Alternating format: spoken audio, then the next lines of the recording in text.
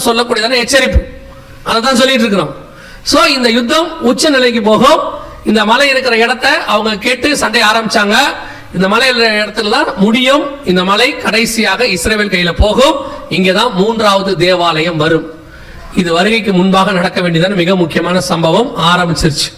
ஆண்டவர் சொன்னபடி துல்லியமாக நம் கண்களுக்கு முன்பாக நடைபெறுகிறது. 2வது பட்டயத்தினாலும் 2வது பஞ்சத்தினாலும் மிக பெரியதான பஞ்சம், உலகளாவிய பஞ்சம் வருகிறதாக UN ரிப்போர்ட் சொல்லி இருக்கு. நல்லா கவனிங்க. இந்த UN ரிப்போர்ட் அவங்க என்ன சொல்லி இருக்கிறாங்கன்னா, மிகப்பெரிய அளவுல பஞ்சம் வருதுன்னு சொல்லி இருக்கிறாங்க.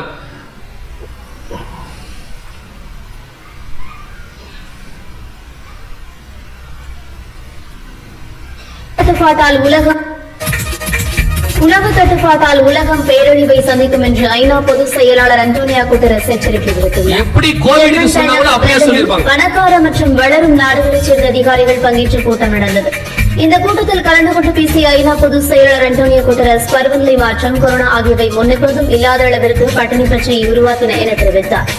உணவு கிடைக்காத பிரச்சனை உலக அளவில் உணவு தட்டுப்பாடாக மாறும் என்றும், உணவு தட்டுப்பாட்டால் உலகம் பேரழிவை சந்திக்கும் எனவும் எச்சரித்தார். இது ஐநா சபை ரிப்போர்ட் கொடுத்துருச்சு. 2030க்குள்ள இந்தியாவில மட்டுமே 9 கோடி பேருக்கு ஆகாரம் இருக்காதான். இங்க பாருங்க,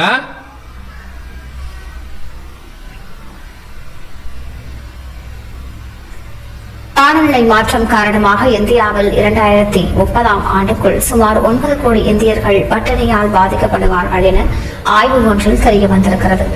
2030க்குள்ள இன்னும் கிட்டத்தட்ட ஒரு 5 வருஷத்துக்குள்ள அவங்க சொல்லி இருக்கிறாங்க 9 கோடி பேர் பட்டினியால் பாதிக்கப்படுவார்கள் இந்தியா முழுக்க.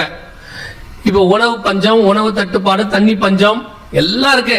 பைபிள் இருக்கு, ஒவ்வொன்றா எடுத்து பார்க்கலாம். ஓசியா 4:3, செப்பனியா 1:3 எல்லாம் எடுத்து பாத்தீங்கன்னா மிகப்பெரிய அளவுல மிருகங்கள் சாகும்னு இருக்கு. இப்ப செத்துக்கிட்டே இருக்கு. கென்யால நீங்க போய் பாத்தீங்கன்னு சொன்னா மிகப்பெரிய அளவுல மிருகங்கள் சாகுது. ஜிம்பாப்வேல சாகுது. கடுமையான வறட்சியால் குடிக்க தண்ணீர் இன்றி யானைகள் செத்துமடியும் பேரழிவு ஏற்பட்டுள்ளது. 205 யானை செத்து. நாடான கென்யாவில் கடுமையான வறட்சியால் குடிக்க தண்ணீர் இன்றி யானைகள் செத்துமடியும் பேரழிவு ஏற்பட்டுள்ளது. உயிருக்கு போராடும் யானை குட்டிக்கு குடிநீர் வழங்கும் பணியாளர்கள். 205 யானை செத்து போச்சு. ஜிம்பாப்வேல போய் பாத்தீங்கன்னு சொன்னா சொல்லி இருக்கிறாங்க 700 விலங்குகளை அடிச்சு சாப்பிட சொல்லி அரசாங்கமே சொல்லிருச்சு. அவ்வளவு பஞ்சம். செப்பனியா 1:3 இருக்கு, ஓசியா 4:3 இருக்கு. எல்லாம் பைபிள் ஆண்டவர் சொன்னது நம்ம கண்ணுக்கு முன்னாடி அப்படியே நடந்துகிட்டு தான் இருக்கு. இது எதுக்காக எழுதி கொடுத்தாருன்னா, இது நடக்கும்போது பார்த்து உணர்வடைகிறதுக்கு. என்ன பண்ணோம்? உணர்வடையணும். இது பஞ்சத்தினுடைய மிக மோசமான காலம். 3வது அங்க என்ன இருக்கு? சாவினாலும் மிகப்பெரியதான இயற்கை பேரழிவு. சவுண்ட் கட் பண்ணு. இயற்கை பேரழிவுகள் இங்க இருக்கு பாருங்க. எந்த காலத்திலும் இல்லாத அளவுக்கு மிகப்பெரிய இயற்கை பேரழிவுகள் இப்ப நடந்துட்டு இருக்கு. ஐஸ்லாண்ட்ல மட்டும் 40 கிலோமீட்டருக்கு. ஐஸ்லாண்ட் நீங்க நினைச்சுக்காதீங்க ஏதோ இதெல்லாம் வந்துட்டு ஏதோ சவுதி அரேபியால மாதிரி. ஐஸ்லாண்ட்ல 40 கிலோமீட்டருக்கு எரிமலை வெடிச்சு எரிஞ்சு போச்சு. இது ஜப்பான்ல டோட்டலா ஒரு ஊரே காலி. இது லிபியால கிட்டத்தட்ட டேம் உடைஞ்சு ஒரு ஊர் மொத்தமே 3000 பேருக்கு மேல அட்ட ஸ்டெச்ல அடிச்சுட்டு போயிட்டாங்க. மிகப்பெரியதான ஒரு ஊர் முழுக்க போயிடுச்சு.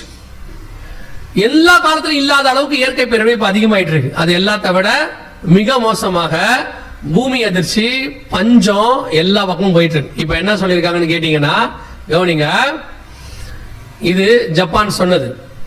3 லட்சம் பேர் பாதிக்கப்படுற ஒரு பூமி அதிர்ச்சி, மெகா பூமி அதிர்ச்சி வருதுன்னு ஜப்பானுடையதான ரிப்போர்ட் கொடுத்திருக்கு. அவங்களுடைய நில அதிர்வு 3 லட்சம். இது வந்தது இந்த வருஷம் 7ஆம் மாசம், ஏப்ரல் 7ஆம் தேதி 25வது வருஷம். பேப்பர்ல வந்த நியூஸ். 3 லட்சம் பேர் பாதிக்கப்படுற அளவுக்கு பூமி அதிர்ச்சி வரப்போகுது. இந்த 2-3 வருஷத்துக்குள்ள மட்டுமே 1000 கணக்கில் பூமி அதிர்ச்சி நடந்திருக்குதான். வேர்ல்டு ஃபுல்லா 1000 கணக்கில். சில இடங்கள்ல எல்லாம் 24 மணி நேரத்துல 60 தடவை 70 தடவை பூமி ஆடி இருக்குதான். எத்தனையோ இடங்கள்ல 900 தடவை பூமி ஆடி இருக்குதான். ஆண்டவர் சொன்ன பூமி அதிர்ச்சியோட காலம் இது. உலகத்திலேயே உண்டானதுல இருந்து அவங்க சொல்றாங்க, கணக்கு வச்சதுல இருந்து 6 பெரிய பூமி அதிர்ச்சி தான் நடந்திருக்கான். அதுல 1 நம்ம காலத்துல ரஷ்யாவில் நடந்திருக்கு, 8.6. ஆண்டவர் சொன்ன எல்லா அடையாளங்களும் கண்களுக்கு முன்பாக நடக்குது. கடைசியா 4வது ஒண்ணு சொன்னாரு பாருங்களேன், துஷ்ட மிருகங்களினால். அப்படின்னா என்னன்னா, நேரடியா மிருகத்தினால வர அழிவு அப்படி வச்சுக்கலாம். இன்னொன்னு இருக்கு, நல்லா கவனிச்சு பாத்தீங்களா? கடந்த ஒரு 25 வருஷமா நீங்கள் பார்க்கக்கூடிய எல்லா கொள்ளை நோய்களுக்கு பின்னாடியும் ஒரு மிருகத்தின் பேர் இருக்கு. நல்லா கவனிச்சு பாத்தீங்களா? அதுவும் துஷ்ட மிருகத்தின் பேரா தான் இருக்கும். குரங்கு காய்ச்சல், மங்கி ஃபீவர் ஒண்ணு வந்தது.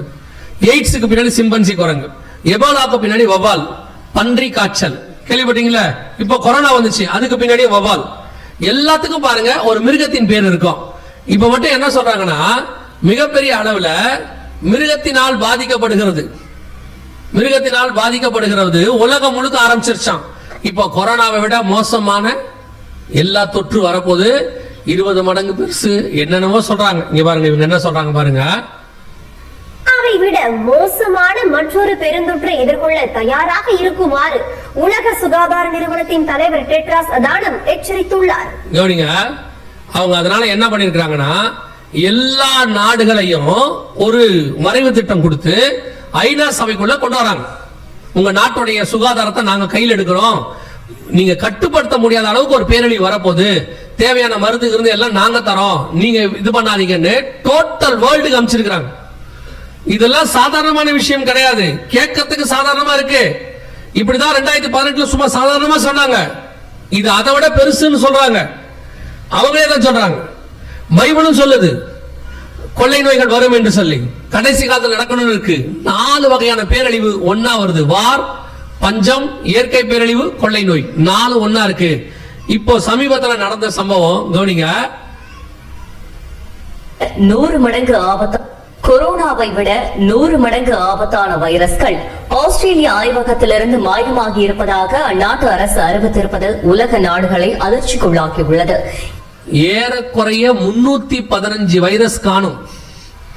ஒரு கொரோனா வந்ததுக்கே உங்களுக்கு என்ன தெரியும், 315 வைரஸ் காணும். டெட்லி வைரஸ் சொல்றாங்க. அத்தனையும் மிருகத்தினுடைய வைரஸ் காணும். எங்க போச்சுன்னு ஆஸ்திரேலியாவுக்கு தெரியலங்குது. ஆனா அது காணாமல் போற மாதிரியே இல்ல, பயங்கர ஹைலி செக்யூர்டு. ஆனா திடீர்னு சொல்றான் 315 காணும். இதுல தொடர்ந்து இந்த வீடியோ பாத்தீங்கன்னா அவங்க சொல்லுவாங்க, அந்த வைரஸை எடுத்து மக்கள் மேல யூஸ் பண்ணா 15% மக்கள் பாதிக்கப்படுவார்கள். இதே நியூக்ளியர் வார் ஸ்டார்ட் ஆயிருக்கு. இந்த ஸ்டார்ட் ஆச்சுன்னா என்ன சொல்றாங்க, 500 கோடி பேர் வரை பாதிக்கப்படுவார்கள். புதின் சொல்றாரு, மனித சமுதாயம் எவ்வளவு அழிவுன்னு எனக்கு தெரியாதுன்னு சொல்றாரு. வேதம் சொல்லுது அதே வசனத்துல, பூமியில் உள்ளவர்களில் 1/4 பங்கு, பூமியில் உள்ளவங்கள 1/4 பங்கு. இது நம்ம காலத்தில் நடைபெற வேண்டியது. திருப்பியும் சொல்றேன், உங்களுக்கு எச்சரிப்பா தான் இதை நான் உங்களுக்கு சொல்றேன். 2 வகையான ஜனங்கள் இருக்கிறாங்க. ஒன்று நினிவே காலத்து ஜனங்கள், இன்னொன்று நோவா காலத்து ஜனங்கள். நோவா காலத்துல நோவா அவ்வளவு சொல்லியும் 100 வருஷம் சொல்லியும் உணர்வு இல்லாத ஒரு கூட்டம். வசனம் சொல்லுது, வெள்ளம் வந்து வாரிக்கொண்டு போகும் அளவும் உணராது இருந்தார்கள். 8 பேர் தான் தப்பிச்சான். ஆனா நினிவேல பிரசங்கத்தை அவங்க ஏற்றுக்கொண்டனால ஒரு உயிர் கூட போகாம பத்திரமாய் பாதுகாக்கப்பட்டது. இப்போ அதே காரியம்தான் இப்பொழுதும் இருக்கிறது. நீங்கள் யோனா காலத்து ஜனங்களாகவும் இருக்கலாம், நோவா காலத்து ஜனங்களாகவும் இருக்கலாம். உங்களுக்கு சொல்ல வேண்டியதான எச்சரிப்பை சபை, ஆண்டவர் சபைக்கு கொடுக்கிறார். ஆவியானவர் சபைகளுக்கு சொல்லுகிறதை காதுள்ளவன். இது ஏன் நடத்தப்படுது நீங்க நினைக்கிறீங்க? இந்த மாதிரி ஒரு கூட்டம் ஏன் நடத்தப்படுது? சில நேரங்களில் நாம என்ன நினைப்போம் தெரியுமா, ஏதோ கன்வென்ஷன் வைக்கிறோம். கிடையவே கிடையாது. விருப்பமும் செய்கையும் உண்டாக்குகிற ஆண்டவர் இவ்வளவு பேரை ஏன் கொண்டு வந்திருக்கிறாரு? ஏன் இதெல்லாம் சொல்லப்படுது அப்படின்னா, நாளைக்கு வரும்பொழுது நீங்க அதுக்கு முன்னாடி ஆயத்தப்பட்டணும். இதுல இருந்து ஆயத்தப்பட தொடங்கணும். இல்ல வரும்போது எங்களுக்கு தெரியாது ஆண்டவரே, யாரும் சொல்லல ஆண்டவர், நீங்க சொல்லவும் முடியாது. கர்த்தர் நம்ம மேல வைத்த கிருபை. ஒரு கூட்டம் இவ்வளத்தையும் கேட்டுட்டு அசால்ட்டா போகும். என்ன சொல்லுவாங்க தெரியுமா, அதெல்லாம் நடக்காதுங்க, அதெல்லாம் கர்த்தர் விட மாட்டாரு, இது வரைக்கும் நடந்துருச்சு. உலகளாவிய நடந்துட்டு இருக்குது பெரிய பெரியதான பூமி அதிர்ச்சிகள். ஒரு பக்கம் யுத்தங்கள், காசா வார் மாதிரி டபுள் மடங்கு நடக்க போகுது. இன்னொரு பக்கம் மிகப்பெரிய கொள்ளை நோய்கள் எல்லாம் போயிட்டே இருக்கு. இன்னும் சான்ஸ் எடுக்காதீங்க, அதெல்லாம் வராது, நடக்காது, ஆவாது. சடுதியாய் நினையாத நாளிகளே மனுஷர் மேல் அந்த காலங்கள் வரும். இது கர்த்தர் கொடுத்திருக்கிறதான வாய்ப்பு. நமக்கு மனம் திரும்பி அவரோடு கூட ஒப்புரவாடுவதற்கான வாய்ப்பு. சபை திறப்பிலே நிற்க வேண்டிய இடத்துக்கு வந்திருக்கு. பரிசுத்தம் உள்ளவன் இன்னும் பரிசுத்தமாக வேண்டிய இடத்துக்கு வந்திருக்கு.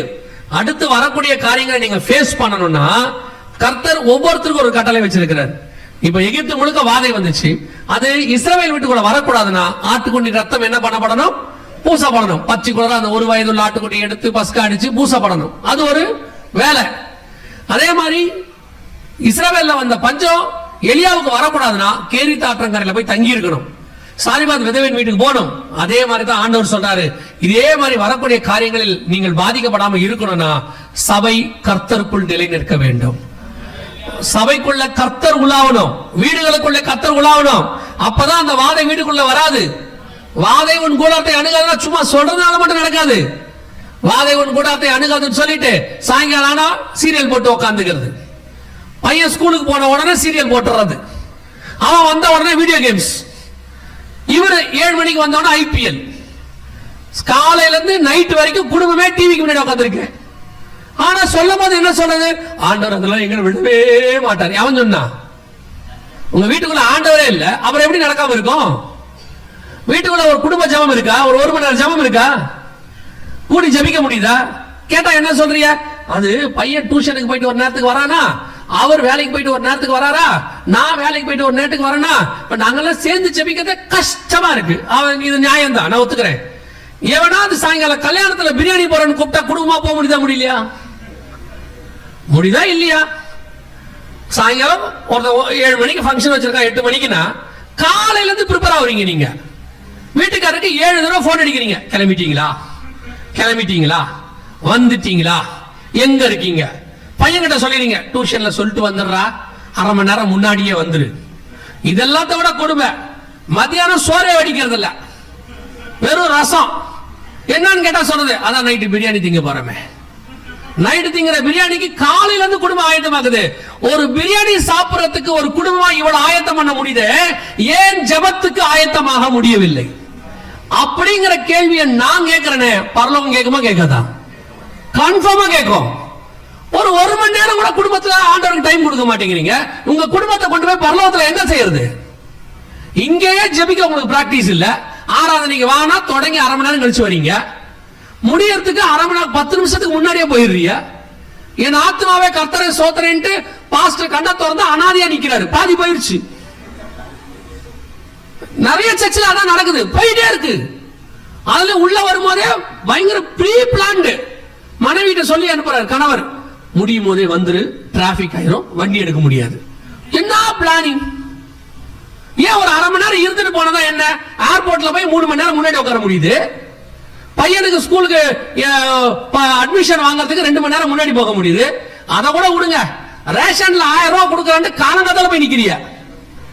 ஆனா சர்ச்சுக்கு ரைட் டைத்துக்கு வர மாட்டிய, ஒரு அரை மணி நேரம் உள்ள இருக்க மாட்டிய. ஆனா உங்களை கொண்டு போய் பரலோகத்துல உட்கார வச்சிடணும். நேரா கொண்டு போய் சிங்காசனத்துக்கு முன்னாடி பவுலுக்கு பக்கத்துல உட்கார வைக்கணும். வைப்பாங்க. நல்லா கவனிச்சுக்கொள்ளுங்க, நான் சொல்றது ஏதோ உங்களுக்கு கோபம் வருதான்னு தெரியல. ஆனால் இப்படி இருந்தால் பரலோகத்துக்கு போக முடியாது. சபைதான் ஒரே இடம் பரலோகத்துக்கு போறதுக்கு வழி, வானத்தின் வாசல். இங்க வந்து நீங்க சரியாகலன்னா எங்க போய் பரலோகத்துக்கு போவீங்க? அதுக்குதான் ஆண்டவர் சபையை வச்சாரு. சபையை ஆண்டவர் உங்களை பரலோகத்துக்கு கூட்டு போறதுக்கு உருவாக்குற இடமாக வச்சிருக்கிறார். தயவு செய்து வீடுகள்ல ஒரு மணி நேரம் வீட்டுல ஒரு ஃபேமிலி பிரேயர் இன்னில இருந்து ஆரம்பிங்க. நேரா போய் ஆரம்பிங்க. பசங்க ஸ்கூலுக்கு போயிட்டு டியூஷன் முடிச்சு வந்தோடனே டெய்லி பிரேயரை முடிச்சுட்டு சாப்பாடு கொடுங்க. நீங்க சாப்பாடு போட்டோம்னா பிரேயரை தூங்கிடுவான். பிள்ளைகளை பிராக்டிஸ் பண்ணுங்க. பல பெற்றோருக்கு ஒரு ஒரு ஒரு பெருமை இருக்கு, நான் சொன்னா என் பிள்ளைங்க கேட்க மாட்டாங்க. கையால் ஆகாத தனத்துக்கு என்ன ஒரு பெருமை பாருங்க. என் பிள்ளைங்க எனக்கு கீழ்ப்படிய மாட்டாங்கன்றது ஒரு பெருமை. உங்களுக்கு உட்கார்ந்து பிள்ளைகளை பிரேயர்ல உட்கார சொல்லுங்க. உங்களுக்கு படிப்பு ரொம்ப முக்கியம், நீட் எக்ஸாம் முக்கியம். நான் அடுத்த 20 வருஷம் கழிச்சு பையன் டாக்டர் ஆகிறது முக்கியம், 40 வருஷம் கழிச்சு உங்களுக்கு இன்சூரன்ஸ் முக்கியம். ஆனா இன்னைக்கு இயேசு வந்தா பரலோகத்துக்கு போறது உங்களுக்கு முக்கியமே இல்லை. அதான் முக்கியம். இன்னைக்கு தயவு செய்து வீடுகளில் பிரேயர் ஆரம்பிங்க. ஒரு மணி நேரம் ஆலயத்துக்கு ஒழுங்கா வாங்க, டெய்லி பைபிள் வாசிங்க. இதெல்லாம் இல்லாம பரலோகத்துக்கு போக முடியாது. கர்த்தர் கிருபை உள்ளவர் கூட்டிட்டு போவார்னா யோசிச்சு பாத்துங்க. இயேசுநாதர் கூட இருந்த யூதாசியை விட்டுட்டு போயிட்டாரு. அதான் நடந்துச்சு. இயேசுநாதர் கூட இருக்கிறோம். சிலருக்கு அந்த ஒரு பெருமை இருக்கும், நாங்க அந்த சர்ச் மெம்பர், நாங்க இந்த சொல்லும் போதே சர்ச்ச பெருமையா சொல்லுவோம். நாங்கள்லாம் அங்க இருந்துட்டு போ, எங்க இருந்துட்டு போ, பரலோகத்துக்கு போவீங்களா? நீங்க அந்த பாஸ்டர் கை பிடிச்சு உங்களை உள்ள விட்டுருவார. சிலருக்குலாம் அது ஒரு பெருமை இருக்கு தெரியுமா? எனக்கு அகஸ்டின் ஜெபக்குமார் அண்ணன் நல்லா தெரியும், மோகன் சி அண்ணனை தெரியும், எம்டி ஜெகனை தெரியும். தெரிஞ்சா நாங்க என்ன கூட்டு போய் உள்ள விடுவோமா? நாங்க போற வழியை மட்டும்தான் நாங்க பார்க்க முடியும். இங்க வேணா சொல்லுவோம் வழிக்கு பரலோகத்துக்கு வழி போறதுக்கு என்ன இருக்குன்ட்டு. சிலருக்கு அதுல ஒரு பெருமை, எனக்கு அவரை தெரியும். இவர் யார தெரிஞ்சும் பிரயோஜனம் இல்லை.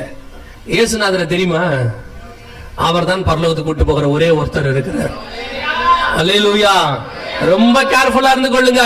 கடைசி காலத்தோட கடைசி உச்சத்துல இருக்கிறோம். எப்ப வேணாலும் வருகை வரும். அதோடு கூட இந்த சம்பவங்கள் நடக்க போது இவைகளுக்கு தப்பி மனுஷகுமாரனுக்கு முன்பாக நிற்க பாத்திரவான்களாக இருக்கும்படி விழித்திருந்து ஜெபம் பண்ணுங்க இருக்கு. இனி காலம் கண்டிப்பாக செல்லாது. கர்த்தருக்கு சித்தமானால், அவர் தெரியாது, அவர் வரும் நாளாகிலும் நாளிகையாகிலும் பிதா ஒருவரை தவிர மற்ற ஒருவனையும் அறியான்னு இருக்கு. அதனால இயேசு எப்ப வருவான்னு தெரியாது. ஆனால் நான் விசுவாசிக்கிறேன், நம்முடைய ஜெனரேஷன்ல இயேசுவின் வருகையை பார்ப்பதற்கு நிறைய வாய்ப்பு இருக்கிறது. ஏன்னா எந்த காலத்திலும் இல்லாம இந்த 75 வருஷத்துலதான் இஸ்ரவேல்னு ஒரு தேசம் வந்திருக்கு. எருசலேம்னு ஒரு பட்டணம் தலைநகரா மாறி இருக்கு. இந்த காலத்துல தான் எல்லா காரியங்களும் நடைபெறுகிறது. அதனால நம்முடைய தலைமுறையில பார்க்க வாய்ப்பு இருக்கு. ஒவ்வொரு நாளும் ஆயத்தப்படுங்க. ஒருவேளை இந்த வருகையில போறதுக்கு நான் என்ன செய்யணும் அப்படின்னு கேட்டா 7 காரியங்கள் நீங்கள் செய்யணும். அதை மட்டும் வரிசையா சொல்லிட்டு நான் முடிக்கிறேன். முதலாவதாக, இயேசு கிறிஸ்துவின் ரத்தத்தினாலே பாவ மன்னிப்பின் நிச்சயத்தை பெற்றிருக்க வேண்டும். இயேசு என் பாவத்தை மன்னிச்சாருங்கிற நிச்சயம் இருக்கணும். அப்படி என்ன, அது எப்படிங்க நிச்சயம்? பாவ மன்னிப்பு வந்த உடனே உங்களுக்குள்ள ஒரு சந்தோஷம் வரும். அதற்கு பேரு ரட்சண்ய சந்தோஷம்னு பேரு. அது வந்துச்சுன்னா ஆண்டவர் உங்க பாவத்தை மன்னிச்சிட்டாருன்னு அர்த்தம். சிலர் கேட்பாங்க, நாங்க 2 தலைமுறை கிறிஸ்டின், 3 தலைமுறை கிறிஸ்டின், நாங்க ரெகுலரா ஜெனரேஷனா சர்ச்சுக்கு போறோம். நீங்க ஜெனரேஷனா போங்க, இல்ல மில்லியனமா சர்ச்சுக்கு போங்க, ஒரு பிரச்சனையும் இல்ல. ஆனா பாவம் மன்னிக்கப்பட்டாதான் பரலோகத்துக்கு போக முடியும். ஏன்னா பிறக்கும் போதே எதுலதான் பிறந்திருக்கிறோம்? பாவத்தில் பிறந்திருக்கிறோம். 2வது, பிதா குமாரன் பரிசுத்தாவின் நாமத்தினாலே தண்ணீர்ல மூழ்கி ஞானஸ்நானம் எடுத்திருக்கணும். நான் குழந்தையில எடுத்தேன், சின்ன வயசுல எடுத்தேன், கொடிக்கையில எடுத்தேன். இது எந்த ஞானஸ்நானமும் பைபிள்ல இல்ல. ஒரே ஞானஸ்நானம் இருக்கு, தண்ணியில மூழ்கி எடுப்பது. சிலர்லாம் கேக்குறாங்க, கல்ல ஞானஸ்நானம் எடுத்தானா? அவன் எடுக்கல நானே அப்படின்றாங்க. பக்கத்துல இருந்த இயேசுநாதர் எடுத்தாரா இல்லையா? எடுத்தாரு தானே. இப்ப நீங்க கல்லனை பாக்குறீங்களா, இயேசுநாதரை பாக்குறீங்களா? நீங்க கல்லனா இருந்தா கல்லனை பாருங்க, நல்லவனா இருந்தா இயேசுநாதரை பாருங்க. அவ்வளவு பெரிய தேவன் எடுத்திருக்காரு, அது அவன் கண்ணுக்கு தெரியல. பக்கத்துல இருக்கிற கல்லை எடுத்தானா? இவன் கல்லன், அதனாலதான் அவனை கேட்டுக்கிட்டு இருக்கான். இப்பவும் சொல்றேன், கல்லன் ஞானஸ்நானம் எடுக்கவில்லை, அவன் பரலோகத்துக்கு போல பரதீசிக்கு தான் போனான். பழைய ஏற்பாட்டு பரிசுத்தவான்கள் பிரமாணத்துல இருக்கிறான் அவன். ஆனால் புதிய ஏற்பாட்டு பிரமாணம், ஒருவன் ஜலத்தினாலும் ஆவியினாலும் பெறவாவிடில் பரலோக ராஜ்யத்தில் பிரவேசிக்க முடியாது. பரலோகத்துக்கு போனா ஞானஸ்நானம் எடுத்தாதான் போக முடியும். எந்த ஞானஸ்நானம் எடுக்கணும்? ஞானம் வந்த பிறகு எடுக்கிற ஸ்நானம், அதுக்கு பேர் தான் ஞான ஸ்நானம். எது ஞானம்? கர்த்தருக்கு பயப்படுதலே ஞானத்தின். எது கர்த்தருக்கு பயப்படுதல்? தீமை விட்டு விலகுதலே கர்த்தருக்கு பயப்படுகிற. அப்ப ஞானஸ்நானம் எப்ப எடுக்கணும்? தீமை விட்டு விலகி கர்த்தருக்கு பயந்து இனி பாவம் செய்ய மாட்டேன் அறிக்கை செய்து பாவத்துக்கு மரித்து நீதிக்கு உயிர்த்தெழுதல். இந்த ஞானஸ்நானத்தை எடுக்கணும். எடுத்திருக்கீங்களா? இல்லன்னா எடுக்கணும். எடுத்தாதான் பரலோகத்துக்கு போக முடியும். 3வது, எபேசியர் 4:30 சொல்லுது, மீட்கப்படும் நாளுக்கென்று முத்திரையான பரிசுத்த ஆவியை துக்கப்படுத்தார். மீட்கப்படும் நாளுக்கென்று முத்திரை அவர் தான். சிலர் கேட்கிறாங்க, பரிசுத்தாவின் அபிஷேகம் நம்ம தனியா பெறணுமா? நம்ம ரட்சிக்கப்பட்ட உடனே வந்துடலையா கூட? இப்ப ரட்சிக்கப்பட்ட உடனே 12 பேர் இயேசுநாதர் கூடயே டிராவல் பண்ணானா 3.5 வருஷம் பரிசுத்தாவி அவனுக்குள்ள இருந்துச்சா இல்லையா? இல்ல. அவர் சொன்னாரு, பரிசுத்தாவி உங்களிடத்தில் வருகிற வரைக்கும் நீங்க என்ன பண்ணுங்க? காத்துருங்கன்னாரு. அதான் அர்த்தம். இயேசுநாதர் கூடவே இருந்தாலும் அபிஷேகம் பெறணும்னு அவசியம். சபைக்கு நீங்க ரட்சிக்கப்பட்டு வந்தாலும் அபிஷேகம் பெற வேண்டியது அவசியம். சபையில் இருக்கிற அபிஷேக கூடத்துல கலந்து கொள்ளுங்க. ஒருவேளை ஒரு சிலர் எங்களுக்கு வீட்டுக்கு தெரியாம வரோம், அபிஷேக கூடத்துல கலந்துக்க முடியாதுன்னா ரொம்ப சிம்பிள், ஒன்னும் பிரச்சனை இல்ல. வீட்டுல யாரும் இல்லாத போது நல்ல கதவை சாத்திக்கிட்டு முழங்கால் போட்டு ஊக்கமா ஜெபம் பண்ணுங்க. வாஞ்சியும் தவணமுள்ள ஆத்மாக்களை கர்த்தர் நிரப்ப வல்லமை உள்ளவராய் இருக்கிறார். அல்லேலூயா. ஆனா பரிசுத்த அபிஷேகத்தை கண்டிப்பா பெற்றிருக்க வேண்டும். 4வது, அப்போஸ்தலர் 2:40 சொல்லுது, மாறுபாடான சந்ததியை விட்டு விலகி உங்களை ரட்சித்துக் கொள்ளுங்கள். உங்களுக்கும் உலகத்துக்கு என்ன இருக்கணும்? வேறுபாடு இருக்கணும். வேறுபாடு உள்ள வாழ்க்கைன்னு வசனம் சொல்லுது. மாறுபாடான சந்ததி. இன்னைக்கு கடைசி காலத்துல உலகத்துக்கும் சபைக்கு என்ன இல்ல? எந்த வித்தியாசமும் இல்ல. சபை அந்த நோவா காலத்துல எப்படி இருந்துச்சா, தேவபுத்திரர் மனுஷகுமாரத்தியோட என்ன பண்ணாங்களாம்? பெண் கொண்டார்களாம். இது அதை விட மோசமாயிருச்சு. இன்னைக்கு சபைக்குள்ள உலகம் வந்துச்சா இல்ல சபை உலகத்துக்கு போச்சான்னு தெரியல. இது சபையா உலகமானே தெரியல. இப்போ ஒரு காலத்துல சபையை பார்த்தா தெரியும் சபைன்னு. இப்ப சினிமா நடிகனுடைய எல்லா வேலையும் இங்க இருக்கு, சினிமா நடிகையுடைய வேலையெல்லாம் இங்க இருக்கு. அரசியல்வாதியுடைய அரசியல் இங்க இருக்கு. உலகத்துல என்னென்னலாம் இருக்கோ எல்லாமே எங்க இருக்கு? சபையில இருக்கு. ஆனா மூணாம் பூசப்பட்டிருக்கு, அவ்வளவுதான். இந்த சாலமோனுடைய பையன் ரெகபேம் என்ன பண்ணுவான்? சாலமோன் எல்லாத்தையும் தங்கத்துல செஞ்சிருப்பாராம், பொண்ணுல. இவன் என்ன பண்ணுவானா, அதெல்லாம் எடுத்து கொடுத்துட்டு அதுக்கு பதிலா என்ன செஞ்சிருவானா, வெங்கலத்துல செஞ்சிருவானா. தூரத்துல இருந்து பார்த்தா என்ன தெரியுமா? வெங்கலம் தங்க மாதிரியே தெரியுமா? அதே மாதிரிதான் சபை இருக்கு இன்னைக்கு. இங்க பரிசுத்தாவின் மகிமை போயிருச்சு. ஆனா ஆட்டம் பாட்டம் கொண்டாட்டம், குதிக்கிறது, ஓடுறது, விசிலடிக்கிறது, ஊங்குறது, ஆங்குறது. ஆராதனை முடிச்சா மகிமையில தானே வெளியே வரணும். ஆராதனை முடிச்சு டயர்டா வரான். என்னடான்னு கேட்டா செம்மையா அண்ணன் ஆடினாருங்கிறான். இது என்ன ஆராதனை ஒன்னும் புரியவும் மாட்டேங்குது. இத மூத்த போதகர்கள் ஒரு சிலரும் இதுக்கு ஆதரவு. அவங்களும் ஆன்லைன்ல சொல்றாங்க, நீங்கள் சபை மாடிஃபிகேஷன் நல்ல முன்னெடுக்கிறத நீங்க எல்லாம் சில பழமைவாதி பிரசங்க தடுக்கிறாங்கன்றான். நாங்க பழமைவாதினே வச்சுங்க, என்ன வேணா வச்சுங்க. இப்ப பாருங்க, இந்த பைபிள் இருக்குல்ல, ஆரம்பத்துல கல்லுல எழுதுனாங்க கற்பலகைகள், அப்புறம் தோல்ல எழுதுனாங்க, அப்புறம் பேப்பர்ல எழுதுறாங்க, இப்ப டிஜிட்டல்ல எழுதுறான். நல்லா கவனிச்சுக்கொள்ளுங்க, எழுதுற மோடு தான் மாறும், வசனம் மாறவே மாறாது. வசனம் அதுவே தான். ஆராதனைக்கு நீங்க மாத்துங்க. அன்னைக்கு மைக் இல்லாம ஆராய்ச்சா, நீங்க ஆராதனைக்கு மைக்கோட ஆராதிங்க. அன்னைக்கு ஏசி இல்ல, ஏசி போட்டுக்கோங்க. அன்னைக்கு பெரிய கட்டடம் இல்ல, கட்டடம் வச்சுக்கோங்க. ஆராதனை மாறக்கூடாது. ஆவியோட உண்மையோட ஆராதிக்கிறது மாறவே கூடாது. இங்க ஆட்டத்தோட பாட்டத்தோட வந்துருச்சு, ஆவியோட உண்மையோட போயிருச்சு. தன்னை ஜீவாதார பலியா கொடுப்பதே புத்தி உள்ள ஆராதனை. இங்க எங்க ஜீவாதார பலி இருக்கு? மாம்ச தலைவிரிச்சு ஆடுது, மாம்சம் பலியே ஆகல. சினிமா நடிகரோட மோசமா இருக்கு ஆராதனை. இங்க அருவருப்பா இருக்கு. இப்ப வர வர முந்தியாவது சினிமா பாட்டு மாதிரி பாடினான், இப்ப சினிமா பாட்டையே பாடுறான் சர்ச்சில். கேட்டா சொல்றான், அது நீங்க கேட்க கூடாது. சபை மாடர்னைஸ்ட் ஆகுது, யூத்துக்கு ஏத்த மாதிரி நடத்துறோம். எந்த யூத் கேட்டா சினிமா பாட்டு? அந்த காலத்துல இருந்து இந்த காலம் வரைக்கும் வாலிபன் எதனால் தன் வழியை சுத்தம் பண்ணுவான்? கர்த்தருடைய வசனத்தின்படி காத்துக் கொள்ளுகிறதுனால் மட்டும்தான். எந்த வாலிபனையும் பாட்டுல நிறுத்த முடியாது, எந்த வாலிபனையும் இசையில நிறுத்த முடியாது. வாலிபனை வசனத்துல மட்டும்தான் நிறுத்த முடியும். அதுலதான் அவன் கடைசி வரைக்கும் ஓடுவான். அல்லேலூயா. சபை உலகத்தோடு கலக்க கூடாது. சபை வேறு, உலகம் வேறு. அதுக்கும் இதுக்கும் எந்த சம்பந்தம் இல்ல. சபை உலகத்துக்கு போய் உலகத்தை தான் சபையா மாத்தணுமே ஒழிய சபைக்குள்ள உலகம் வரக்கூடாது. அல்லேலூயா. அஞ்சாவது, சுவிசேஷம் அறிவித்தல் உங்கள் மேல் விழுந்த கடமை. நீங்கள் பரலோகத்துக்கு போகும்போது இங்க இருந்து எதையும் எடுத்துட்டு போக மாட்டீங்க, உங்களுக்கே நல்லா தெரியும். ஆனா ஒன்னே ஒண்ணு கொண்டு போகலாம், நீங்கள் சம்பாதிக்கிற ஆத்மாவை கொண்டு போகலாம். எவ்வளவுக்கு எவ்வளவு சம்பாதிக்கிறீங்களோ கொண்டு போகலாம். நீங்க வச்சிருக்கிற நகை, நட்டு, போல்ட், ஸ்க்ரூ டிரைவர், ஸ்பேனர் எதுவும் வராது. ஒன்னே ஒண்ணு வரும், நீங்கள் சம்பாதிக்கிற ஆத்மா வரும். ஒரு நாளைக்கு ஒரு ஆத்மா உட்காந்து சுவிசேஷம் சொல்லுங்க. சும்மா உட்காந்து போன நோன்றதுக்கு பதிலாக யாராவது ஒருத்தருக்கு சுவிசேஷம் சொல்லி விடுங்க. அவன் ரட்சிக்கப்படுறான் படல, அதெல்லாம் உங்களுக்கு கவலையே இல்லை. தண்ணி மேல விதைய தூவுங்க, அதை ரட்சிக்கப்பட்டா உங்க கணக்கில் கத்தர் வைத்துக் கொள்வார். ஒரு நாளைக்கு ஒருத்தருக்காக சொல்லுங்க, வெறுங்கையா மட்டும் போகவே கூடாது. ஆறாவது, இயேசு வருவார் என்பதை ஒவ்வொரு நாளும் விசுவாசிக்கணும். வருகைய ஒரு சிலருக்குலாம் இந்த 3 நாள் கூட்டம் இருக்குல்ல, அடுத்த 3 நாளைக்கு ஒரு ஜுரம் அடிக்கும், வருகையின் ஜுரம். எதை பார்த்தாலும் வருகையாவே தோணும். குண்டு போட்டாங்களா? அப்படியா? இஸ்ரேல் அப்படியா? அப்படிமா 3 நாள் தான். 4வது நாள் அனலும் இல்லாமல் குளிரும் இல்லாமல் போயிடும். அப்படி ஒரு நிலைமை வரக்கூடாது. இன்னைக்கு ஆரம்பிக்கிறதான இந்த வருகைக்கான ஒரு ஆயத்தம், கிறிஸ்து வருகிற வரைக்கும் டெய்லி போகணும். படுக்க போகும்போது உங்க கடைசி ஜெபம் என்ன வரணும் தெரியுமா? டெய்லி, ஆண்டவரே இந்த ராத்திரி வேளையில் வருகை வருமானால் நான் எடுத்துக் கொள்ளப்பட வேண்டும். எழுந்திருக்கும் போது ஒரு முதல் ஜெபம், ஆண்டவரே இன்னைக்கு பகல் வேளையில் வருகை வருமானால். அது பிளட்ல ஊறிடணும். நான் ஏன்னா அந்த அப்போஸ்தலர்கள் காலத்துல, ஏன் அப்போஸ்தலர் காலத்துல அவ்வளவு பெரிய எழுப்புதல் வந்துச்சுன்னா, அவங்க அத்தனை பேருமே வருகைக்கு தான் காத்திருந்தாங்க. அவங்க வேற எதுக்குமே காத்திரல. அவர்கள் ஒருமனப்பட்டு ஒரு இடத்துல எதுக்கு கூடியிருந்தாங்க? ஏசு இப்ப வந்துருவான்னு நினைச்சிட்டு இருக்காங்க. சீக்கிரத்தில் காண்பீர்கள், உடனே வந்துருவாங்க. அதுதான் அவர்களை கடைசி வரைக்கும் நிலைநிற்க பண்ணியது. நீங்களும் நானும் இந்த எண்ணத்தோடு தான் இருக்கணும். 7வது, கடைசியாக முடிவு பரியந்தம் நிலைநிற்கிறவனே ரட்சிக்கப்படுவான். இந்த 6லும் கடைசி வரைக்கும் நிக்கணும். அடைந்த ரட்சிப்பு, எடுத்த ஞானசானம், பெற்றுக்கொண்ட அபிஷேகம், வாழ்ற வேறுபடுற வாழ்க்கை, சொல்ற சுவிசேஷம், விசுவாசிக்கிற வருகை, இந்த 6ஐயும் இயேசு வர்ற வரைக்கும் நீங்க கடைபிடிச்சீங்கன்னா வருகையில போவது எளிது. அல்லேலூயா. நாம் ஜெபிக்க போகிறோம். எழுந்திருக்கலாமா நம்ம தேவ சமூகத்துல?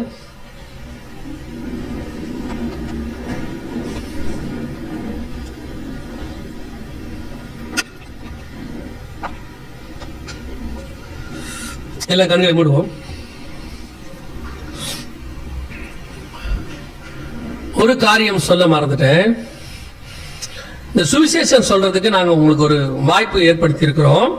என்ன அப்படின்னா, இந்த கடைசி காலத்தை பத்தின காரியங்கள்லாம் சொல்லும் போது ஒரு சிலர் என்ன கேட்டாங்கன்னா, இதெல்லாம் எங்களுக்கு சொல்ல அப்படி வரமாட்டேங்குது, இதை ஒரு டிராக்டா போட்டு எங்களுக்கு கொடுத்தா நாங்க கொடுக்கறதுக்கு ஈஸியா இருக்கும் அப்படின்னு நிறைய பேர் கேட்டாங்க. அப்புறம் அதுக்கான ஒரு வழிவாசலை கத்தர் திறந்தால் இப்ப ஒரு டிராக்ட் ஒன்று போட்டிருக்கோம். நல்லா கவனிங்க, ஒரு டிராக்ட் போட்டிருக்கோம். இதுல பின்னாடி உங்க சர்ச்சுக்கான இடம் இருக்கும் நீங்க பிரிண்ட் பண்ணிக்கிறதுக்கு. இது நாங்க சொன்ன அந்த ப்ரூஃப்ஸ் பத்தி எல்லாமே இருக்கும், என்னென்னலாம் இருக்கு என்னென்ன இருக்கு இந்த காரியங்கள் நீங்க பார்த்ததெல்லாம் ஸ்குவீஸ் பண்ணி ஒரு ஜூஸா எடுத்து இப்படி இருக்கும் டிராக்ட். நீங்க என்ன செய்யலாம், இத இயேசுவை அறியாதவங்களுக்கு கொடுக்கலாம். ஆனால் இது வெளியே இருக்கு, இல்லைன்னா பாஸ்டர் கிட்ட கொடுப்பாங்க, நீங்க பாஸ்டர் கிட்ட வாங்கிக்கங்க, இல்ல வெளியே இருக்கும். ஆனா ஒரு ஆளுக்கு 5 தான் தருவாங்க. ஏன்னா நம்ம யாருன்னா நமக்கு தெரியும் தானே, ஃப்ரீயா கொடுத்தா மொத்தமா வாங்கி பறந்து மேல போடுறவங்க நம்ம எல்லாரும் இல்லையா. அதனால ஒரு 5 தான் தருவாங்க, ஒரு ஆளுக்கு 5 தான் தருவாங்க. நீங்க இந்த 5 எடுத்துட்டு போய் என்ன பண்ணணும்னா, உங்க சொந்தக்காரங்க நண்பர்கள் கூட இருக்கிறவங்க யார் ரட்சிக்கப்படாம இருக்காங்களோ ஒரு 5 பேரோட பேரை டைரியில எழுதி அந்த 5 பேருக்கு முதல்ல ஜோம் பண்ணுங்க. ஃபர்ஸ்ட் ஒரு கை வச்சு ஒரு ஜோம் பண்ணுங்க. ஜோம் பண்ணிட்டு அதுக்கப்புறம் கொண்டு போய் கொடுங்க. கர்த்தர் ஒரு கிரியை செய்வார். அந்த 5 ஆத்துமாக்களும் உங்களுக்கு கிடைக்கும். அவர்களை சபைக்கு கூட்டிட்டு வாங்க, அவ்வளவுதான், வேலை முடிச்சு. சோ வெளியே இருக்கும் 5 தான் தருவாங்க, வாங்கி கொள்ளுங்க. இல்லைன்னா பாஸ்டர் கிட்ட இருக்கும், நீங்க வாங்கி கொள்ளுங்க. முடிஞ்சிருச்சுன்னா பாஸ்டர் கிட்ட சொல்லுங்க, நாங்க பாஸ்டருக்கு அனுப்பி வைக்கிறோம். ஃப்ரீ தான், காசு இல்ல, ஃப்ரீ தான். ஆனா ஒண்ணு, இது நான் பிரிண்ட் பண்ணல, இப்பயும் சொல்றேன், இதை ஒரு ஃபேமிலி மினிஸ்ட்ரியா பண்றாங்க அவங்களுடைய வருமானத்துல இருந்து. அதனால தயவு செய்து இதை கொண்டு போய் என்ன செய்யாதீங்க, வேஸ்ட் பண்ணாதீங்க. கொடுக்க முடியாது விட்டுருங்க, பிரச்சனை இல்லை, வாங்காதீங்க. ஆனா வாங்குனீங்கன்னா ஒரு 5 பேருக்கு கொண்டு போய் கொடுங்க.